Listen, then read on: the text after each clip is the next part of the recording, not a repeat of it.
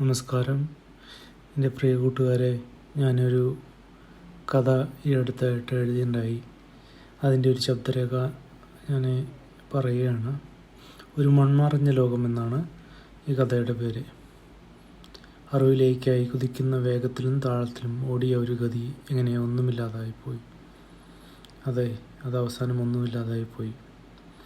ഇതിലെ കഥാപാത്രങ്ങളുടെ പേരുകൾ വായിക്കാം. മുഖ്യ കഥാപാത്രങ്ങൾ ലിസിയും തോമസുമാണ്. അവരുടെ മകൾ പൊന്നൂസ്, രാജു, സുഹൃത്ത് Ragi, Mini, Thampi, Sudheesh, Ramanan, Rajesh, Susanna, Joy, ACP Alex, Tony SI, Maheshwaran, Radha, Jayan, Joel, Narayani, Akbar എന്നിവരാണ് ഇതിലെ കഥാപാത്രങ്ങൾ. ഈ അടുത്ത് നമ്മുടെ ലോകത്തെ മുഴുവൻ ഉറപ്പിച്ച കോവിഡ് മഹാമാരിയുടെ പശ്ചാത്തലത്തിൽ എഴുതിയ ഒരു കഥയാണ്. അതിൽ നമ്മൾ ഉപയോഗിച്ച മാസ്കിൻ്റെ ദൂഷ്യവശങ്ങൾ കേന്ദ്രീകരിക്കുന്ന ഒരു കഥയാണിത്. മാസ്ക് കൊണ്ടുള്ള കുറവുകൾ, ഉണ്ടായ അപകടങ്ങൾ, നമ്മൾ ആരും ഇതുവരെ ശ്രദ്ധിക്കാതെ പോയ ഒരുപാട് അപകടങ്ങൾ മാസ്കിലൂടെ ഉണ്ടായിട്ടുണ്ട്. അതിനെക്കുറിച്ചുള്ള ഒരു കഥയാണ്. എല്ലാവരും ശ്രദ്ധയോടെ കേൾക്കുക.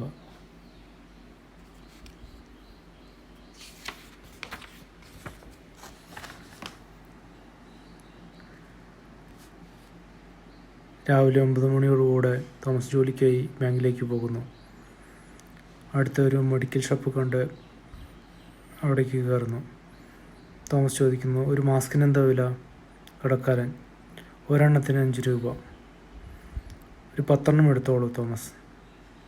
കടക്കാരൻ മാസ്ക് പൊതിഞ്ഞു കൊടുത്ത് പൈസ മേടിക്കുന്നു.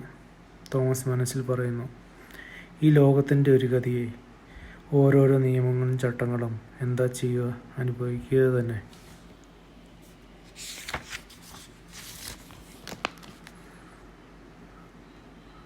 തോമസിൻ്റെ വീട്. രാവിലെ 10 മണി കഴിഞ്ഞു. വീട്ടിൽ ലിസിയും പൊന്നൂസും മാത്രം. പൊന്നൂസ് കരഞ്ഞുകൊണ്ടിരിക്കുന്നു. ലിസി ചോദിക്കുന്നു, അവളുടെ കരച്ചിൽ എന്തിനാടി ഇങ്ങനെ മൂങ്ങുന്നത്? പൊന്നൂസ്, ലിച്ചി എൻ്റെ പാവ വേണം. തലേ ദിവസം ലിസി അത് എവിടെയോ ഒളിപ്പിച്ചു വെച്ചിരുന്നു. അത് അവൾ പൊന്നൂസിന് എടുത്തു കൊടുത്തു. ലിസി, ഇത് മതിയോടി നിനക്ക്? അവളുടെ ഒരു പാവമേലിൽ മുങ്ങിക്കൊണ്ടിരിക്കരുത്. ലിസി അടുക്കളയിലേക്ക് പോകുന്നു. കുറച്ച് സമയം കഴിഞ്ഞപ്പോൾ ലിസിയുടെ ഫോണിലേക്ക് ഒരു കോൾ വരുന്നു. നമ്പറാണ്. ലിസി മോളല്ലേ? ഒരു പുരുഷനാണ്. ലിസി, അല്ല. ദേഷ്യത്തോടെ ഫോൺ കട്ട് ചെയ്യുന്നു. ലിസി മനസ്സിൽ പറയുന്നു, ലിസി മോള് എൻ്റെ അമ്മയെ കെട്ടിക്കാനായിട്ട് രാവിലെ തന്നെ വിളിച്ചോളും. പൊന്നൂസ് പാവയുമായി കളിച്ചുകൊണ്ടിരിക്കുന്നു. ലിസി, ഡി മതി കളിച്ചത്, വേണേൽ ചായ എടുത്ത് കുടിച്ചോ? അമ്മ മോളിൽ നിന്ന് തുണിയെടുത്ത് തേച്ചും വരാം. പൊന്നൂസ്, പൊന്നൂസ് മേശപ്പുറത്ത് നിന്ന് ചായയും ബിസ്ക്കറ്റും എടുത്ത് കഴിക്കുന്നു. പൊന്നൂസ്, അമ്മേ, ഞാൻ ഇന്നു മുതൽ സ്കൂളിൽ പോകുന്നേ. എനിക്കും പഠിക്കണം. എനിക്ക് ആ ജോയേട്ടൻ്റെ സ്കൂളിൽ പോയാൽ മതി. ലിസി, ആദ്യം ഈ മാസ്ക് ഒന്ന് കഴിക്കട്ടെ, എന്നിട്ട് ആലോചിക്കാം സ്കൂളിൽ പോകണോ വേണ്ടയോ എന്ന്. വൈകുന്നേരമായതോടുകൂടെ തോമസിൻ്റെ വീട്ടിൽ. തോമസ് ബാങ്കിൽ നിന്ന് എത്തി. തോമസ്, ഡി ലിസിയെ, അവളെന്തിയടി എൻ്റെ പൊന്നു? ലിസി, അവളാ പാവയും കെട്ടിപ്പിടിച്ചിരിക്കുന്നുണ്ട്. തോമസ്, നീ ആ മേശപ്പുറത്തെ ഫയലുകൾ ഇങ്ങെടുത്ത്, കുറേ വർക്കുകൾ പെൻഡിങ്ങാണ്. തോമസ് ബാങ്കിലെ ക്ലർക്കാണ്. അദ്ദേഹം ഫയലുകൾ മറിച്ച് നോക്കുന്നു. വൈകുന്നേരമായി. നമുക്കൊന്ന് പുറത്തേക്ക് കറങ്ങിയാലോ? കാറൊന്നും എടുക്കണ്ട, നടന്ന് ബസ്സിൽ പോകാം, ലിസി പറഞ്ഞു. തോമസ്, ഇന്ന് എന്താ ഒരു ചേഞ്ച്? ലിസി, ഒന്നുമില്ല. ഈ കൊറോണ ഭൂതം വന്നതിന് ശേഷം നിന്ന് നേരെ ചെവി പുറംലോകം കണ്ടിട്ടില്ല. തോമസ്, പോകാം, ഒരു 8 മണിയാകട്ടെ.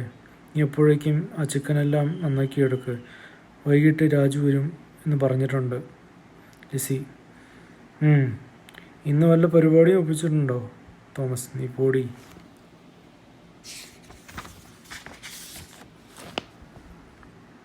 തോമസിൻ്റെ വീടിൻ്റെ ഉൾഭാഗം. രാത്രി 10 മണി കഴിഞ്ഞു. അവർ പുറത്തു നിന്നും വീട്ടിലെത്തി. രാജു വീട്ടിലുണ്ട്. തോമസും രാജുവും മദ്യപിക്കുന്നു. പൊന്നു ഉറക്കമായി. രാജു: തോമ, ഞാൻ പോവാ, ഇന്ന് അല്പം കൂടുതൽ കഴിച്ചു. തോമസ്: ഞാനും. അപ്പോൾ ശരി, ഗുഡ് നൈറ്റ്. Good night. തോമസിൻ്റെ വീട്ടിൽ. ഉച്ചയ്ക്ക് 12:15 കഴിഞ്ഞു. 2 ദിവസങ്ങൾക്ക് ശേഷം പൊന്നൂസ് പനി ബാധിച്ച് കിടപ്പിലാണ്. ലിസി കുഞ്ഞിന് കാപ്പി ഉണ്ടാക്കി കൊടുക്കുന്നു. അപ്പോഴേക്കും തോമസിൻ്റെ ഫോൺ കോൾ. തോമസ്: എടി, കുഞ്ഞിന് എങ്ങനെയുണ്ട്?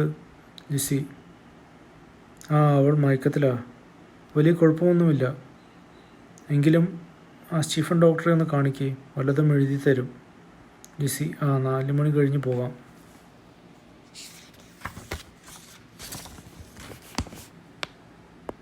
തോമസിൻ്റെ വീട്. രാത്രി 9 മണി കഴിഞ്ഞു. പൊന്നൂസ് മയക്കത്തിൽ നിന്നും എഴുന്നേൽക്കുന്നു. പൊന്നൂസ്: അമ്മി, എനിക്ക് വിശക്കുന്നു. ലിസി: എങ്ങനെയുണ്ടടി ഇപ്പോൾ? സുഖം തോന്നുന്നുണ്ടോ? പൊന്നൂസ്: ഞാൻ കഞ്ഞി എടുക്കട്ടെ? പൊന്നൂസ്: അവൾ ആർത്തിയോടെ കഞ്ഞിയും പയറും കഴിക്കുന്നു. തൻ്റെ കൈക്കുമ്പിളിൽ കഴിക്കുന്നു. രാത്രി 10 മണിയോടുകൂടെ തോമസ് എത്തുന്നു. തോമസ്: ഒന്നും പറയണ്ട. ഇന്നാണിൽ വേറെ ഒരു ദിവസവും ഇല്ലാത്ത പണി. പണിയോ പണി. അവൾ ഉറങ്ങിയോ? ലിസി: രാജുവിൻ്റെ ഫോൺ കോൾ. രാജു വിളിക്കുന്നു. രാജു: മോൾക്ക് എങ്ങനെയുണ്ട്? കുറവുണ്ടോ? തോമസ്: രാജു: നീ വീട്ടിലെത്തിയോ? തോമസ്: നാളെ കാണാം. ശരി. 2 വർഷങ്ങൾ അങ്ങനെ കടന്നുപോയി. പൊന്നൂസിനെ 1-ാം ക്ലാസ്സിൽ ചേർക്കാറായി. ഗവൺമെൻറ് പ്രൈമറി സ്കൂളിൽ ചേർക്കാൻ പോവുകയാണ്. പൊന്നൂസിനാണെങ്കിൽ സന്തോഷം മാത്രം. അവൾ തുള്ളിച്ചാടി നടക്കുകയാണ്. പക്ഷേ ഒരു വിഷമം മാത്രം അവൾക്കുണ്ട്. സ്കൂളിൽ പോണേൽ മുഖത്ത് ഒരു തുണി കെട്ടണം, മാസ്ക്. എന്നാലും പൊന്നൂസ് ഹാപ്പിയാണ്. പൊന്നൂസിൻ്റെ കൂടെ എന്നും രാവിലെ സ്കൂളിൽ പോകാൻ അടുത്ത വീട്ടിലെ രാഗി ചേച്ചിയുടെ മോൾ മിനിയുമുണ്ട്. ദിവസവും രാവിലെ സ്കൂൾ ബസ് വരും. 7:30 രാവിലെ. വൈകുന്നേരം 3:30 തിരിച്ചെത്തും. അങ്ങനെ ഒരു ദിവസം പൊന്നൂസ് സ്കൂൾ ബസ്സിലെത്തിയില്ല. ലിസിയാണെങ്കിൽ നല്ല ഉറക്കത്തിലും പെട്ടു. വൈകുന്നേരം 7 മണിയായി. തോമസ് വീട്ടിലെത്തുന്നു. തോമസിൻ്റെ വീട്ടിൽ. തോമസ്: ഡിബേച്ചോളെ, മോളെന്തിയടി? ലിസി മയക്കത്തിലാണ്. ലിസി ചാടി എഴുന്നേൽക്കുന്നു. എന്നെ വിളിച്ചോ? തോമസ് നേരെ ചെന്ന് ലിസിയുടെ ചുവട്ടത്തടിക്കുന്നു. അയ്യോ, നമ്മുടെ മോൾ. തോമസ്: വേഗം ഡ്രസ് മാറ്. അവളും ഇനിയും എത്തിയിട്ടില്ല. വേഗം നമുക്ക് പോലീസിൽ അറിയിക്കാം.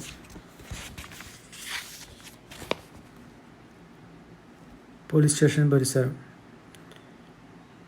വൈകുന്നേരം 8:15. SI സ്ഥലത്തില്ല. സ്റ്റേഷനിൽ ഹെഡ് കോൺസ്റ്റബിൾ മാത്രം ഇൻചാർജ്. എന്താ സാറേ ഈ സമയത്ത്? ഞങ്ങളുടെ മോൾ പൊന്നൂസിനെ കാണാനില്ല. ഇന്ന് സ്കൂളിൽ നിന്നും എത്തിയിട്ടില്ല സാറേ. കൂടാതെ അടുത്ത വീട്ടിലെ മിനിയെയും കാണാതായിട്ടുണ്ട്. ഒരു പരാതി എഴുതിത്താ, ഞങ്ങൾ അന്വേഷിക്കട്ടെ. സാറേ, ഞങ്ങളുടെ ആകെയുള്ള ഒരു പെൺതരിക. അവൾ പരാതി എഴുതി കോൺസ്റ്റബിളിന് കൊടുത്തു. സാർ പോയട്ടെ, ഞങ്ങൾ അന്വേഷിക്കട്ടെ. തോമസിൻ്റെ വീട്. രാത്രി 2:30. തോമസിൻ്റെ ഫോണിലേക്ക് ഒരു കോൾ വരുന്നു. പോലീസ് സ്റ്റേഷനിൽ നിന്ന് SI ടോണി. തോമസ്, ഇത് പോലീസ് സ്റ്റേഷനിൽ നിന്നാണ്. നിങ്ങളുടെ മോളെ കണ്ടുകിട്ടിയിട്ടുണ്ട്. വേഗം ഇങ്ങോട്ട് വരണം. ശരി സാർ. തോമസ് സന്തോഷ കണ്ണീരോട്. ലിസിയെ, നമ്മുടെ മോൾ വന്നു. പോലീസ് സ്റ്റേഷനിലുണ്ട്.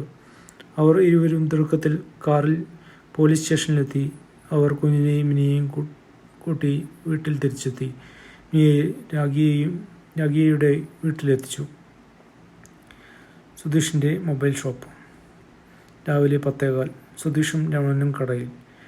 സുധീഷ്: രമണ, നിന്നോട് എത്ര പ്രാവശ്യം പറഞ്ഞിട്ടുണ്ട് ഈ പഴയ മോഡൽസ് എല്ലാം മാറ്റി ഒരു ഭാഗത്ത് വയ്ക്കണമെന്ന്. എന്നിട്ട് വിവോ മോഡൽ ഫോണുകളെല്ലാം കസ്റ്റമേഴ്സ് കാണുന്ന രീതിയിൽ ഡിസ്പ്ലേ ചെയ്യുക. രമണൻ: സാറേ, ഞാൻ വയ്ക്കാം സാറേ, പണിയൊക്കെ ഒന്ന് പഠിച്ചോട്ടെ. ഞാൻ വന്നിട്ട് 2 ആഴ്ചയല്ലേ ആയിട്ടുള്ളൂ. സുധീഷ്: ശരി. അപ്പോഴേക്കും രാജേഷ് എത്തി.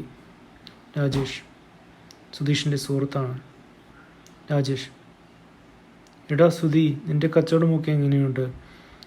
എൻ്റെ കട മുഴുവൻ പൂട്ടുന്ന ലക്ഷണമാണ്. ആ കടയുടെ ഫ്രണ്ട് വ്യൂ ആകുന്ന ശരിയല്ല. ആരും ഒന്ന് നോക്കുന്ന പോലുമില്ല. സുധീഷ്: നീ ഒരു കാര്യം ചെയ്യേ, നമുക്ക് എൻ്റെ ഈ ഷോപ്പ് ഷെയർ ചെയ്യാം. പ്രോഫിറ്റിൻ്റെ 40% നീ എടുത്തോ. എന്നിട്ട് നിൻ്റെ ഷോപ്പ് നമുക്ക് സർവീസ് സെൻ്ററാക്കി മാറ്റാം. നിൻ്റെ ഐറ്റംസ് എല്ലാം എടുത്ത് ഇങ്ങോട്ട് ഷിഫ്റ്റ് ചെയ്യേ. നീ എന്ത് പറയുന്നു? രാജേഷ്: ഞാനൊന്ന് ആലോചിക്കട്ടെ. അടുത്തതായി കുറച്ച് കഴിഞ്ഞപ്പോൾ ഒരു കാർ വന്ന് നിർത്തി. അത് തോമസും ലിസിയുമായിരുന്നു. കുഞ്ഞുമുണ്ട്. ലിസിക്ക് ഒരു പുതിയ ഫോൺ മേടിക്കാൻ വന്നതാണ്. സാംസങ്ങിൻ്റെ ഫോൾഡ് ടൈപ്പ് ഫോണാണ് നോക്കുന്നത്. സുധീഷ് അപ്പോൾ അവിടെയില്ല. Ramanan: welcome sir. എനിക്കൊരു സാംസങ് ഫോൺ വേണം തോമസ്. രമണൻ: ഏത് മോഡലാണ് സാർ നോക്കുന്നത്? തോമസ്: നീ ഏതാ മോഡൽ പറഞ്ഞത്? 4G മറ്റോ അല്ല. രമണൻ: ഫോൾഡിംഗ് മൊബൈൽ അല്ലേ സാർ? സോറി സാർ, ആ മോഡൽ ഇപ്പോൾ കഴിഞ്ഞിരിക്കുകയാണ്. സാർ ഇന്ന് ഓർഡർ ചെയ്യുകയാണെങ്കിൽ നാളെ തന്നെ സാറിൻ്റെ അഡ്രസ്സിൽ ഡെലിവറി ചെയ്യാം. തോമസ്: എന്താ ഇപ്പോൾ ചെയ്യുക? ലിസി: നിങ്ങളിപ്പോൾ പൈസ കൊടുക്ക്, നാളെ കിട്ടുമെന്നല്ലേ പറഞ്ഞത്? തോമസ്: ഓക്കെ, ഞാൻ പൈസ തരാം. കളർ ബ്ലാക്ക് മതി. 4GB RAM, 64GB hard disk. Okay. Ramanan: okay sir. ഒരാഴ്ചയ്ക്ക് ശേഷം ലിസി തൻ്റെ പുതിയ ഫോൺ കിട്ടിയതിൻ്റെ ലഹരിയിലാണ്. മുഴുവൻ സമയവും ഫോൺ കയ്യിലുണ്ട്. തോമസ്: നീ അറിഞ്ഞോ, നാളെ മുതൽ നമ്മുടെ ഈ ഭഗവതി സ്ട്രീറ്റ് മുഴുവൻ ലോക്ക്ഡൗണിലാണ്. ഓഫീസിൽ പോക്ക് മുടങ്ങും എന്നാ തോന്നുന്നത്. മോളുടെ കാര്യം എന്താ ചെയ്യുക? ക്ലാസ്സുകൾ മുഴുവൻ ഓൺലൈനിൽ തന്നെ തുടരുമെന്നാണ് തോന്നുന്നത്. എന്താ ചെയ്യുക? ഓരോരോ അവസ്ഥകളെ. നീ ഊണെടുക്ക്, നല്ല വിശപ്പുണ്ട്. പൊന്നൂസ് രാവിലെ തന്നെ കുളിച്ചൊരുങ്ങി മൊബൈലിൻ്റെ മുൻപിലിരുന്നു. 2 മണിക്കൂറുകളോളം ഓൺലൈൻ ക്ലാസ് ഉണ്ട്. തോമസ് ഫോണിലും കമ്പ്യൂട്ടറിലും ഒക്കെയായി വർക്ക്. ഒരു സീനിയർ അക്കൗണ്ടൻറ്റ് ക്ലർക്കായതിനാൽ ജൂനിയേഴ്സ് എല്ലാ വർക്കുകളും സബ്മിറ്റ് ചെയ്തുകൊള്ളും. അത് വെരിഫൈ ചെയ്യുന്ന വർക്ക് മാത്രമേ ഉള്ളൂ. അങ്ങനെ ഒരു 3 ദിവസങ്ങൾ കഴിഞ്ഞു. രമണൻ്റെ വീട്. വൈകുന്നേരം 5:30. രമണൻ വീട്ടിലിരിക്കുന്നു. കോവിഡ് ആയതുകൊണ്ട് വളരെ കുറച്ച് സമയം ഷോപ്പ് തുറക്കുന്നുള്ളൂ. രമണൻ: അമ്മ വല്ലതും അറിഞ്ഞോ? നമ്മുടെ ഏരിയ മുഴുവൻ നാളെ രാവിലെ 6 മുതൽ ലോക്ക്ഡൗൺ ആണ്. ഒരു 2 ആഴ്ചത്തേക്ക് കടകളൊന്നും തുറക്കുകയില്ല. ഞാൻ വല്ല പച്ചക്കറിയും പലചരക്ക് സാധനങ്ങളും മേടിച്ചിട്ട് വരാം. അമ്മയ്ക്ക് വല്ലതും മേടിക്കണോ? നാരായണി, രമണൻ്റെ അമ്മ: നീ വരുമ്പോൾ കുറച്ച് വെറ്റിലയും മുറുക്കാനും മേടിച്ചോളൂ. രമണൻ: ശരി. 2 ആഴ്ചകൾക്ക് ശേഷം കേരളത്തിൽ മുഴുവൻ ജില്ലകളിലും ലോക്ക്ഡൗൺ. മിക്ക സ്ഥാപനങ്ങളും കടകളും അടച്ചു. അവശ്യ സാധനങ്ങൾ മാത്രം നിശ്ചിത സമയത്തേക്ക് ലഭിക്കും. മാസ്ക് നിർബന്ധമാക്കി. ആളുകൾ തിങ്ങുന്ന സ്ഥലങ്ങളിൽ സോഷ്യൽ ഡിസ്റ്റൻസിങ് പ്രഖ്യാപിച്ചു. ആരോഗ്യവകുപ്പ് അതിനായി ഒരു കർശന ഉത്തരവിറക്കി. ഇതിനിടയിൽ തോമസ് 3 ധനകാര്യ സ്ഥാപനങ്ങളിൽ നിന്നും ലോൺ എടുക്കുന്നു. രാവിലെ 10:30. തോമസിൻ്റെ വീട്ടിൽ. ലിസി: തോമേട്ടാ, ഞാൻ നാളെ ഒന്ന് പുറത്തു പോകും. എൻ്റെ ഒരു ഫ്രണ്ട് വരും എന്ന് ഫോൺ വന്നു. ഞങ്ങൾ ടൗണിൽ വെച്ച് കാണും. തോമസ്: പൊന്നൂസിന് ഓൺലൈൻ ക്ലാസ്സുകൾ ഇഷ്ടപ്പെടുന്നില്ല. അവൾക്ക് കൂട്ടുകാരെയൊക്കെ കാണണം എന്നുണ്ട്. ഇത് ഇപ്പോൾ പുറത്തു പോകാൻ പറ്റാത്ത അവസ്ഥയെ. അവൾ ആകെ ഒരു വിഷമത്തിലാണ്. വൈകിട്ട് തോമസ് ചായയെല്ലാം കുടിച്ച് മുറിയിലെത്തി. ബെഡിൽ ലിസിയുടെ പുതിയ ഫോണും എടുത്ത് തുറന്ന് മെസ്സേജുകൾ വായിച്ചു നോക്കി. പെട്ടെന്നാണ് അയാൾ ആ ചിത്രം കണ്ടത്. തോമസ് ഞെട്ടലോടെ. 2-ാം ഭാഗം. ജോയിയുടെ വീട്. ഉച്ചയ്ക്ക് 12 മണി കഴിഞ്ഞു. സൂസൻ ആ പാത്രം കഴുകിക്കൊണ്ടിരിക്കുന്നു. ജോയേട്ടാ, എത്ര സമയമായി? എൻ്റെ PSC പരീക്ഷയുടെ സമയം 2 മണിക്കാണ്. അരമണിക്കൂറിന് മുൻപ് റിപ്പോർട്ട് ചെയ്യണം. നീ വേഗം പോയിക്കോ. മാസ്ക് വയ്ക്കാൻ മറക്കണ്ട. വാക്സിനേഷൻ സർട്ടിഫിക്കറ്റ് എടുത്തോ. പരീക്ഷ കഴിയുമ്പോൾ ഞാൻ വിളിക്കാൻ വരണോ? വേണ്ട, ഞാൻ വന്നോളാം. പോലീസ് സ്റ്റേഷൻ പരിസരം. ACP വന്നിട്ടുണ്ട്. രാവിലെ 11 മണി. ഒരു റെഗുലർ ചെക്കിങ്ങിനായി ACP എത്തിയിരിക്കുന്നു പോലീസ് സ്റ്റേഷനിൽ. ടോണി, എന്തായിടോ മർഡർ കേസിൻ്റെ അന്വേഷണം? നടക്കുന്നുണ്ട് സാർ. ചില പ്രധാന കേസുമായി ബന്ധപ്പെട്ട് കിട്ടിയിട്ടുണ്ട്. അലക്സ്, ഞാൻ പോകട്ടെ. 2 മണിക്ക് ഒരു മീറ്റിംഗ് ഉണ്ട് മന്ത്രിയുമായി. ടോണി, ഞാൻ എപ്പോൾ വിളിച്ചാലും അറ്റൻഡ് ചെയ്തേക്കണേ. പണ്ടത്തെ പോലെ ഫോൺ സൈലൻറ്റിലേക്ക് പോകരുത്. SI, ശരി സാർ. ഒരു ചെറിയ പുഞ്ചിരിയോടുകൂടെ തോമസിൻ്റെ വീട്ടിൻ്റെ ഉൾഭാഗം. വൈകുന്നേരം 4:30ആയി. 2 ദിവസങ്ങൾക്ക് ശേഷം പൊന്നൂസ് സ്കൂളിൽ നിന്നും എത്തി. ഉടനെ ഡ്രസ്സ് മാറി ചായ കുടിച്ച് വൈകാതെ ഫോണും എടുത്തു. ഡീവ് വന്ന് കയറിയപ്പോഴേക്കും എടുത്തോ? അതങ്ങ് മാറ്റി വയ്ക്കേ. പൊന്നൂസ്, പ്ലീസ് മമ്മി, കുറച്ച് നേരം. പറ്റില്ല, വേണേൽ TV വെച്ച് തരാം. പൊന്നൂസ്, പറ്റില്ല, ടച്ച് മൊബൈൽ, എനിക്ക് മൊബൈൽ വേണം. സന്ദർഭം. ലിസി മൊബൈൽ അവളുടെ കയ്യിൽ നിന്നും തട്ടിപ്പറിച്ച് മേടിക്കുന്നു. പൊന്നൂസ് കരയുന്നു. സുധീഷിൻ്റെ മൊബൈൽ ഷോപ്പ്. രാവിലെ 11 മണി. കടയിൽ സുധീഷ് മാത്രം. രാജേഷ് കയറി വരുന്നു. നിനക്ക് മാസ്ക് ഒന്നുമില്ലേ? പിടിച്ചാൽ 500 രൂപ ഫൈനാ. രാജേഷ്, അതിൻ്റെ ഒരു ആവശ്യമില്ല. മരിക്കാനുള്ളവൻ എപ്പോൾ വേണമെങ്കിലും പോകും. ഓരോരോ നിയമങ്ങളെ. ആട്ടെ, രമണൻ എത്തിയില്ലേ? സുധീഷ്, അവൻ ഇന്ന് വൈകിട്ട് വരികയുള്ളൂ എന്ന് വിളിച്ചു പറഞ്ഞു. ഏതോ ഹോസ്പിറ്റലിലേക്ക് പോകാമെന്ന് അറിയിച്ചു. തോമസിൻ്റെ വീട്. വൈകുന്നേരം 7:30. ലിസി TV കാണുന്നു. മുഖ്യമന്ത്രിയുടെ പത്രസമ്മേളനം നടന്നുകൊണ്ടിരിക്കുന്നു. കേരളത്തിൽ ഇന്ന് 10,325 പേർക്ക് കോവിഡ് സ്ഥിരീകരിച്ചു. ഇതോടുകൂടെ ആകെ കോവിഡ് ബാധിച്ചവർ 1,06,235 ആയി. മരണസംഖ്യ 67,528 ആയി. ലിസി TV നിർത്തി അടുക്കളയിലെത്തി. കുറച്ച് കഴിഞ്ഞപ്പോൾ തോമസ് എത്തി. മദ്യപിച്ചിട്ടുണ്ട്. മുഖത്ത് ഒരു ഗൗരവഭാവമുണ്ട്. ഒന്നും മിണ്ടാതെ മുറിവിലേക്ക് പോകുന്നു. എൻ്റെ മുണ്ട് എവിടെയാ തോമസ്? ഞാനത് അലക്കാനിട്ടിരിക്കുമോ, വേറെ എടുത്തോ? തോമസ് ലിസിയെ പിന്തുടരുന്നുണ്ടായിരുന്നു, കൂടാതെ രാജുവിനെയും. അയാൾ വല്ലാത്ത ഒരു മാനസികാവസ്ഥയിലാണ്. ഉള്ളിൽ ലിസിയോടുള്ള പക മാത്രം. പപ്പ, ഇന്ന് മിഠായി കൊണ്ടുവന്നില്ലേ? തോമസ്, ഇല്ല എൻ്റെ പൊന്നുവേ, പപ്പയ്ക്ക് കുറേ വർക്കുകളുണ്ടായിരുന്നു, നാളെ കൊണ്ടുവരാട്ടാ.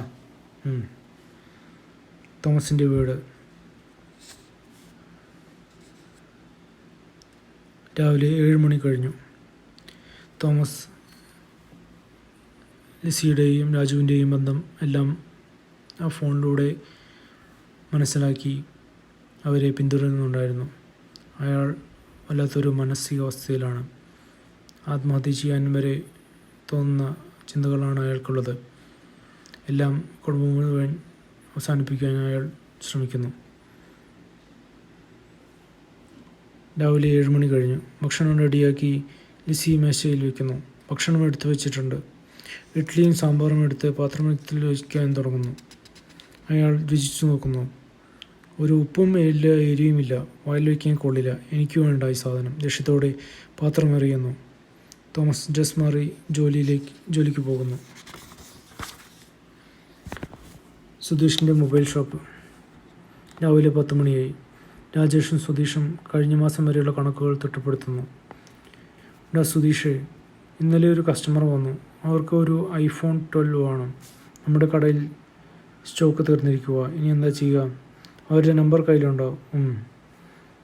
സുധീഷ്, നമുക്ക് ഒരു ഓഫർ റേറ്റിൽ നാളെ കൊടുക്കാമെന്ന് പറയും. കാര്യങ്ങളെല്ലാം ഞാൻ അറേഞ്ച് ചെയ്തേക്കാം.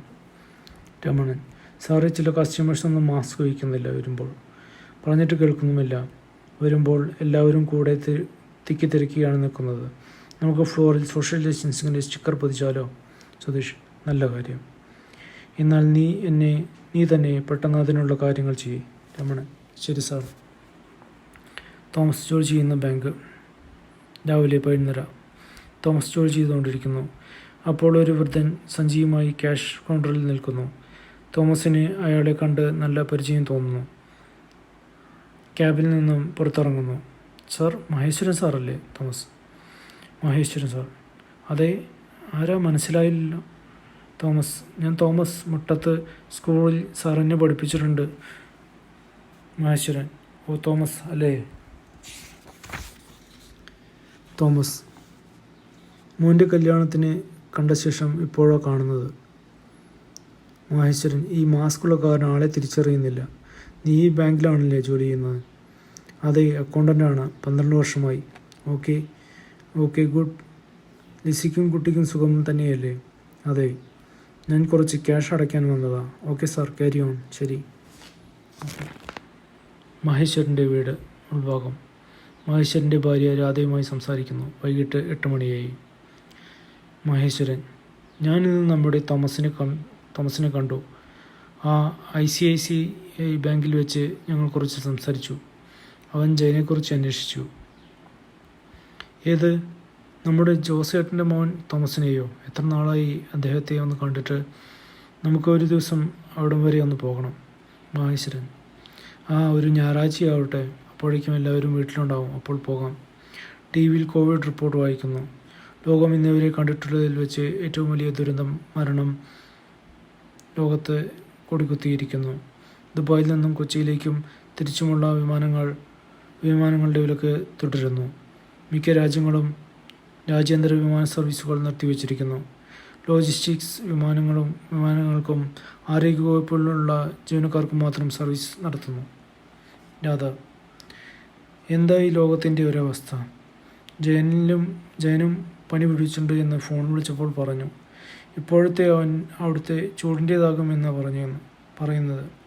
അവർ വേഗം നിർത്തുകയും ചെയ്തു. മഹേശ്വരൻ. നീ ഭക്ഷണം എടുത്തു വയ്ക്കുക. വലുതും കഴിച്ചിട്ട് കിടക്കാം. നേരം ഇരട്ടി. രാധ. ജോയിയുടെ വീട്. വൈകുന്നേരം 7:30. സുസന്ന വൈകുന്നേരം കുടുംബ പ്രാർത്ഥന കഴിഞ്ഞ് ലിസിയെ ഫോൺ വിളിക്കുന്നു. അവൾ ഗർഭിണിയാണ്. ചേച്ചി, ഞാനിന്ന് ഹോസ്പിറ്റലിൽ പോയിരുന്നു. ആൺകുട്ടിയുടെ ലക്ഷണങ്ങളാണെന്നാണ് ഡോക്ടർ പറയുന്നത്. ഒക്ടോബർ അവസാനത്തേക്കാണ് അഡ്മിറ്റാക്കാൻ പറഞ്ഞിരിക്കുന്നത്. ലിസി. അതേതായാലും നന്നായി. ജോയിയുടെ ഇഷ്ടം പോലെ തന്നെയായി. ഞാനിത് പറയാനാ വിളിച്ചത്. പൊന്നൂസ് എന്ത് പറയുന്നു? ലിസി. അവൾ അങ്ങനെ കളിച്ച് നടക്കുന്നുണ്ട്. ഇപ്പോൾ ലോക്ക്ഡൗൺ ആയതുകൊണ്ട് ഓൺലൈൻ ക്ലാസ്സുകളാണ്. ചേട്ടനാണെങ്കിൽ നല്ല തിരക്കിലാണ്. ഒന്ന് സംസാരിക്കാൻ പോലും സമയമില്ല. ശരി, എന്നാലും ഓക്കെ. ലിസി. ശരി. തോമസിൻ്റെ വീടിൻ്റെ ഉൾഭാഗം. തോമസ് അപ്പോഴേക്കും വീട്ടിലെത്തി കതക് മുട്ടുന്നു. കതക് തുറക്കടി. എന്താടി അവിടെ? തോമസ് നല്ലതുപോലെ മദ്യപിച്ചിട്ടുണ്ട്. ലിസി കതക് തുറന്ന് അകത്ത് സോഫയിൽ തോമസിനെ പിടിച്ച് കിടത്തുന്നു. ലിസി കരയുന്നു. രാത്രി 2:30 ആയപ്പോൾ ഒരു ഫോൺ കോൾ. ലിസിയുടെ മൊബൈൽ. രാജു ആണ് ലൈനിൽ. രാജു. എന്താ മോളെ, അവൻ ഉറങ്ങിയോ? നിൻ്റെ കെട്ടിയാണ്. ലിസി. മയങ്ങി. രാജു. പിന്നെ എന്തൊക്കെയുണ്ട്? സുകുമാരൻ്റെ അല്ലടി മുത്തേ? ചിരിച്ചുകൊണ്ട്. എന്താണ് ഇന്ന് പതിവില്ലാത്ത സമയത്ത് ഒരു വിളി? രാജു. ഒന്നുമില്ല, ഞാൻ നാളെ വൈകിട്ട് 5 മണിയോട് കൂടെ അവിടെ വരും. ലിസി. ശരി. ദുബായിൽ ജയൻ്റെ റൂം. രാവിലെ 5:45. ജയൻ പനി ബാധിച്ച് കിടപ്പിലാണ്. ജയൻ സൂപ്പർവൈസറെ വിളിച്ച് പറയുന്നു. ഹലോ സാർ, मैं जैन हूँ. मेरे को आज थोड़ा बुखार है. कोरोना के लक्षण नहीं लगता है. सुपरवाइजर. क्या कहा? तो कांटू काम में नहीं आता है. सीधा मेडिकल जाओ, बाद में साइड में आ जाओ. थोड़ा काम है, जल्दी करो. जैन. अरे सर, मेरे को उठ नहीं सकता है सर. सुपरवाइजर. चुप साला, आप नहीं आएगा तो सीधा घर जाओ, टर्मिनेट करेगा. ഫോൺ കട്ട് ചെയ്യുന്നു.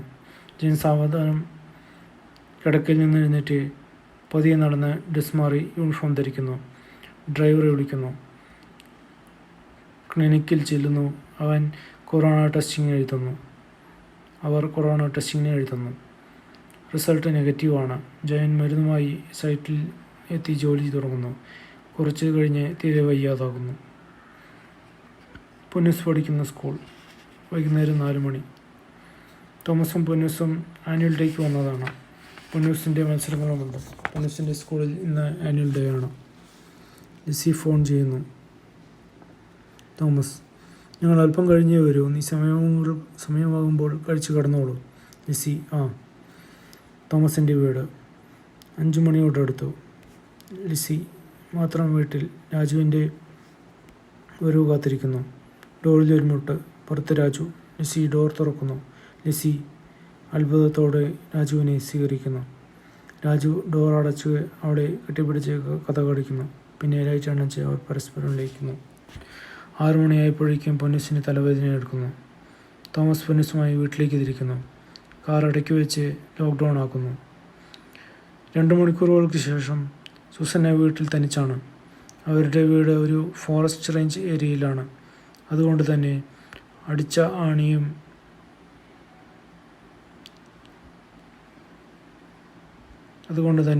കറണ്ട് പോയ സമയം അല്പം വെള്ളം കുടിക്കാനായി ജഗ് എടുക്കുന്നു. എന്നാൽ അതിൽ വെള്ളമില്ല. അവൾ ഒരു മെഴുകുതിരി കത്തിക്കുന്നു. ബക്കറ്റിൽ വെള്ളമുണ്ടോ എന്ന് നോക്കുന്നു. എന്നാൽ അതിലും കാലിയാണ്. ടാപ്പ് തുറന്ന് നോക്കുന്നു. ടാങ്ക് കാലിയായതുകൊണ്ട് അതിലും വെള്ളം വരുന്നില്ല. സുസന്ന ഒരു കാലി ബക്കറ്റും പിടിച്ച് താഴേക്ക് ഇറങ്ങുന്നു. അവൾ കിണറ്റിൽ നിന്നും വെള്ളം കോരുന്നത് വെള്ളം തിരിച്ചപ്പോഴാണ് അവൾ ഒരു കാര്യം ഓർത്തത്. വീട്ടിൽ സാധനങ്ങളെല്ലാം കഴിഞ്ഞിരിക്കുകയാണ്. കടയിൽ പോയി വല്ലതും മേടിക്കണം. ജോയി ഏട്ടനാണെങ്കിൽ സ്ഥലത്തില്ല. അവൾ ഒരു ടോർച്ചുമായി രാത്രി 8:45 കടയിലേക്ക് ഇറങ്ങുന്നു. ലോക്ക്ഡൗൺ ആയതുകൊണ്ട് കടകളെല്ലാം അടവിലാണ്. ഇനി സാധനം കിട്ടണമെങ്കിൽ ഒരു 5 കിലോമീറ്ററെങ്കിലും നടക്കണം. അവൾ രണ്ടും കൽപ്പിച്ച് നടന്നു തുടങ്ങി. ഒരു 2 കിലോമീറ്റർ നടന്നപ്പോഴേക്കും അവൾക്ക് കിതപ്പും തലചുറ്റലും അനുഭവപ്പെടാൻ തുടങ്ങി.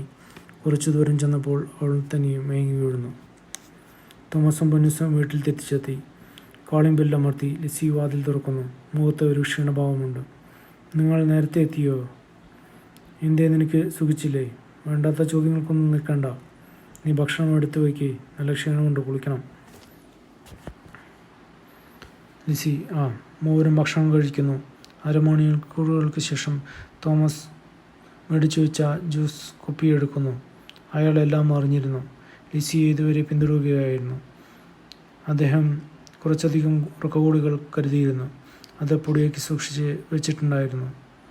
അത് കലർത്തി അയാൾ പൊന്നൂസിനും ലിസിക്കും കൊടുത്ത് ബാക്കി അയാളും കഴിക്കുന്നു. അക്കുടുംബം ഇപ്പോൾ മയക്കത്തിലാണ്. എന്നേക്കുമുള്ള മയക്കത്തിൽ. പിറ്റേ ദിവസം രാവിലെ 7:45 ആയപ്പോൾ സുസന്നയെ ഏതോ ഒരാൾ ആക്കിയിരിക്കുന്നു. ICUവിലാണ്. വയറ്റിലെ യേശു മരണപ്പെട്ടിരിക്കുന്നു. 2 മണിക്കൂറുകൾക്ക് ശേഷം സുസന്നയും മരണത്തിന് കീഴ്പ്പെടുന്നു. ജയൻ ഗൾഫിൽ ഒരു ഹോസ്പിറ്റലിൽ അഡ്മിറ്റാണ്. അവിടെ വെച്ച് ചികിത്സകൾ കിട്ടിയെങ്കിലും ഫലമില്ലായിരുന്നു. അയാളും ഹോസ്പിറ്റലിൽ വെച്ച് മരണത്തിന് കീഴ്പ്പെടുന്നു. ഈ 3 കുടുംബങ്ങളുടെയും മരണകാരണം ഡോക്ടർ തീർപ്പെഴുകി കോവിഡ് പോസിറ്റീവ്. ശുഭം. സന്ദേശം: ഒരു മാസ്ക് വരുത്തുന്ന വിനകളാണ് പ്രതിപാദിക്കുന്നത്. മാസ്കിൻ്റെ സൈഡ് എഫക്ട്സ്. 1-ാമത്തെ സൈഡ് എഫക്റ്റ്: പരസ്പര വിശ്വാസവും സ്നേഹവും ഇല്ലാതാക്കുന്നു. 2, ആശയവിനിമയം തകരാറിലാക്കുന്നു. 3, ബന്ധങ്ങൾ ഉച്ചയ്ക്ക് വിടുന്നു. നന്ദി.